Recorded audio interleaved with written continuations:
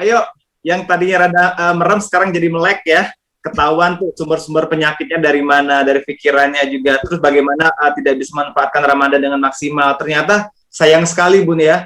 Edisi bulan Ramadan kalau tidak dimaksimalkan dengan ibadah, terus menjaga kesehatannya juga, terus pikiran-pikiran negatifnya itu buang jauh-jauh, jangan datang lagi gitu ya. Tidak, saya mengutip berapa, nanti resume sedikit dari saya. Tapi Bun, apakah kita boleh menerima pertanyaan? Kayak satu dua pertanyaan Bun, sudah ada yang masuk? Ayo, mangga. Alhamdulillah, sekarang saya akan langsung terima kasih kepada teteh-teteh, akang-akang yang sudah bertanya. Sudah ada yang masuk? Ini terima kasih kepada yang sudah bertanya. Ya, Bun, kayak gini katanya, dari Teh Atikah Rahma. Assalamualaikum warahmatullahi wabarakatuh. Waalaikumsalam. Izin bertanya Ibunda, saat saum bisa membuat peredaran titik bioplasmik menjadi lancar. Tapi kenapa ada orang sedang saum malah banyak ngegame, sholat sekedarnya, diinginkan malah marah, diajak sholat bareng malah nyuruh sholat duluan, sholat sendiri aja. Itu gimana Bun? Apa yang terjadi dengan hati dan pikirannya Bun? Dengan bioplasmiknya Bun? Mangga? Iya. Pada saat saum ya, dia menahan lapar dan haus dan syahwat, kan sinyal memanjang ya. Sinyal memanjang ya. Tapi panjang setiap orang itu nanti beda-beda itu. Panjang setiap orang itu ya kalau misalnya sinyal ya, apa sih kalau kita mau analogikan ya, 4G, 3G kan itu ada ya. Yep. Ada sinyal tuh edge yang lagi nggak susah banget untuk membawa pesan ya. Nah, kalau orang yang dalam, oke lah dia puasa ya, tapi kemudian dia sholatnya sekedarnya, itu kan berarti lebih pendek sinyalnya dibanding orang yang saum atau memang dia kondisi puasa yang benar-benar menahan lapar dan haus ya, puasa ya kita bilang ya, nanti beda ya puasa sama saum ya. Nah, mungkin orang-orang itu hanya sekedar puasa saja itu menahan lapar dan haus dan syahwatnya kalau dia sudah berumah tangga ya. Tapi secara sinyal itu nggak sepanjang orang yang saum, yang dia puasa, dia menahan lapar, minum, syahwat, dan dia isi kegiatannya dengan ibadah yang lebih banyak lagi. Itu sinyalnya beda. Doa yang orang, maaf ya, yang cuman main ngegame aja, ya kemudian tadi sholatnya jadi cuman tetap belang-belentong, ya dia tetap panjang sinyalnya, hanya ya power doanya itu kurang. Ya, power doanya kurang dibanding orang-orang yang tadi sudahlah saum, dia meningkatkan ibadah yang apalagi sholat ya. Wow, itu dahsyat banget. Nah, tapi kita lihat dulu siapa sih yang nge-game aja. Anak-anak kan biasanya kan? Yes. Nah, anak saya juga gitu. Kenapa? Karena memang di taraf sambungan otaknya, dia belum lagi sebanyak ibunya misalnya, atau sebanyak bapaknya, atau sebanyak kita-kita yang sudah lebih lama belajar. Kan terjadi sambungan otak itu tentang pengetahuan, tentang ilmunya, tentang kesadarannya kan gitu. Misalnya anak saya yang misalnya umur 15 tahun, berarti kan dia dalam hidupnya 15 tahun Ramadan baru. Dibanding ibunya yang 53 tahun, berarti kan dalam kehidupan ibunya 53 tahun menjalani Ramadan kan? Kan beda itu jelas. Isi otaknya juga beda. Nah, apa yang harus dilakukan oleh orang-orang yang mungkin yang sudah sedikit ada tambahan ilmunya di otaknya, mengerti ya sudah didoakan lagi. Kita mendoakan, mumpung sinyal kita panjang kita doakan. Ya Allah, tambahkan ilmu, tinggikan kecerdasannya anakku ya Allah. Ya Allah, walaupun dia main game ya Allah, saya mohon ya Allah, dalam main game itu dia dapat petunjuk ya Allah. Kita doain dong, daripada kita marah-marahin. Nah, karena kalau kita nih, yang si ibu sinyalnya udah panjang marah-marahin, itu lebih cilaka. Karena kita udah tahu sinyal kita panjang, isinya marah-marah, gitu. Ya, kita doain aja. Ya, alhamdulillah saya lihat anak-anak, apalagi anak laki ya. Kenapa anak laki-laki itu menahan lapar hausnya susah Bun? Ya, satu-satunya adalah dia isi kondisi sekarang ya sudah belajar dari pagi sampai sore karena kan ada belajar online. Kan dia capek juga otaknya. Maka dia bermain dong. Apalagi laki-laki, di otak laki-laki ada otak bermain sih. Ya, ini Kang, di otak kanan laki-laki nih yang nggak ada pada perempuan itu adalah program game and sport. Itu masalahnya. Ya, masalahnya itu.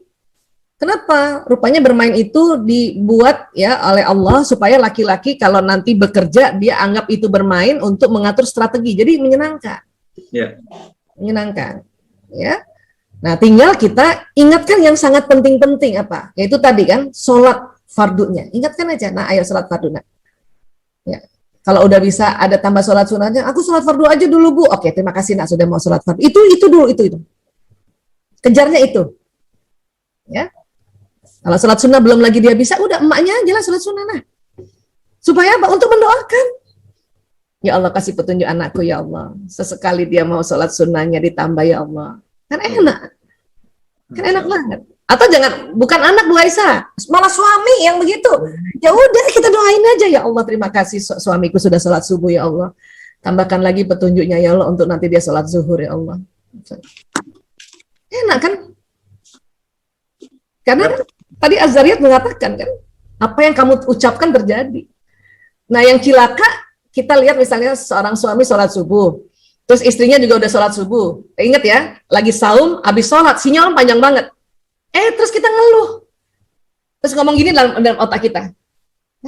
Cuman sholat subuh doang, suami gue, lohor, asar, maghribnya lewat. Maka itu akan kejadian lagi tuh, lohor, asar, maghribnya lewat. Amin. Kenapa? Kita sinyalnya lagi panjang, ngomong kayak gitu, mikir kayak gitu, itu yang terjadi. Kenapa sih nggak dibilang, ya Allah, astagfirullahaladzim, ya Allah, ampuni suamiku, ya Allah. Karena kita bisa kok minta tolong sama Allah. Ya, insya Allah, ya Allah, engkau kasih petunjuk dia sholat zuhur, ya Allah. Asar ya, lagi itu dong. Nah, kurang lebih kayak gitu, Kang. Iya, Masya Allah. Teh Tika, pertanyaannya sudah dijawab, Masya Allah sekali. Semoga makin nambah ilmunya, menambah pencerahan juga ya. Amin. Kayaknya itu bukan anaknya deh, Bu. Oke, baiklah Bu, pertanyaan terakhir. Alhamdulillah, terima kasih kepada Rifatir ya. Terima kasih Teh Kang Fatir. Assalamualaikum warahmatullahi wabarakatuh, Dok. Waalaikumsalam warahmatullahi wabarakatuh. Bagaimana kita berkomunikasi dengan organ atau anggota tubuh kita yang sedang merasakan sakit? Bersuara atau cukup dalam hati dan membayangkan saja. Terus bagaimana juga kalau tensi naik atau gula darah naik? Komunikasinya dengan organ yang mana nih, Dok? Ini berbicara dengan tubuh itu, Dok, yang sering dokter tahu juga. Ya. Dialog diri, dialog tubuh itu tergantung kita ini punya gaya belajar apa atau punya sistem persarafan apa. Ada orang yang auditori ya, jadi dia harus omongin dan agak dilafazkan gitu, ya. Agak kita habis sholat, paling bagus tuh habis sholat memang, atau mau tidur ya, karena badan kita udah rileks ya. Otak ini kalau semakin rileks, sistem saraf yang jalan di badan itu nggak kejepit. Ya, kenapa kita harus rileks? Karena sistem saraf kan kita mau ajak bicara dan omongan itu kan lewat sistem saraf. Kalau kita habis sholat, otot-otot itu rileks sehingga sistem saraf itu nggak kejepit untuk kita mau pakai dia sebagai kabel listrik membawa pesan kita, ya kan gitu. Nah, jadi harus rileks itu. Pertama rileks. Oke, habis sholat sangat bagus. Mau tidur rebahan-rebahan gitu sangat bagus. Kalau biasanya saya itu nambah bantal dulu di kepala, barang 3 bantal, rileks gitu.